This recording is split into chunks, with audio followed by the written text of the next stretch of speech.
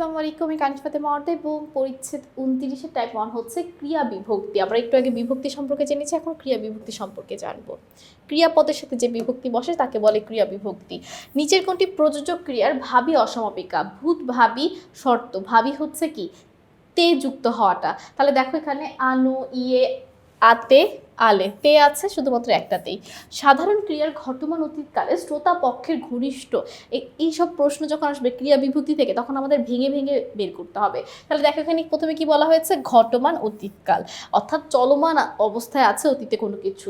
শ্রোতা পক্ষ অর্থাৎ যে শুনছে, ঘনিষ্ঠ মানে যাদের সাথে আমরা তুই করে কথা বলি। তাহলে তুইয়ের সাথে যেটা যায়, তুই ছিলে, তুই ছিলাম, তুই ছিলি, তুই ছিল, উত্তর অবশ্যই কি হবে? তুই ছিলি।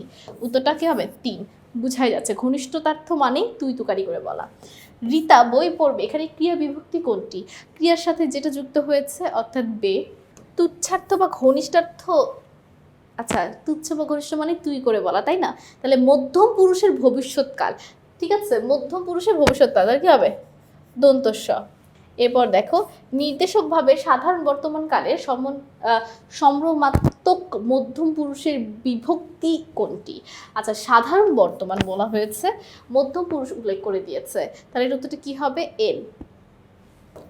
সম্মান দেওয়ার জন্য আমরা আপনি করে বলি। বাংলায় ভবিষ্যৎকালের অনুজ্ঞায় কোন পুরুষ ব্যবহার করা হয়? ভবিষ্যৎকালের অনুজ্ঞা মানে কি? রিকোয়েস্ট করার জন্য, ঠিক আছে, আমরা সেক্ষেত্রে সবসময় উত্তম পুরুষটাই ব্যবহার করে থাকি।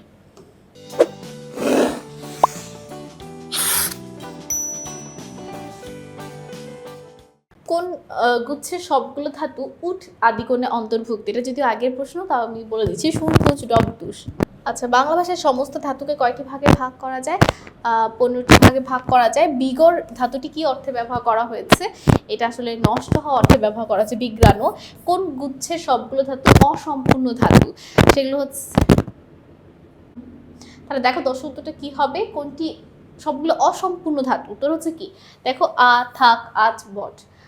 লিক আদিগণের সদস্য কোনটি? দেখো এগুলো কিন্তু বইয়ের বাইরের প্রশ্ন, এগুলো না করলেও হবে, জাস্ট বোর্ডে এসেছে দেখে আমি বলে দিচ্ছি। চীন। কোন গুচ্ছের সবগুলো ধাতু ফিরা? ফিরার সাথে কোনটা মিল হবে? দেখো ছিটা, থিকা। ক্রিয়াপদের বিশ্লেষণ করলে কয়টি অংশ পাওয়া যায়? ক্রিয়াপদকে বিশ্লেষণ করলে দুটি পাওয়া যাবে, ধাতু আর ক্রিয়া বিভক্তি।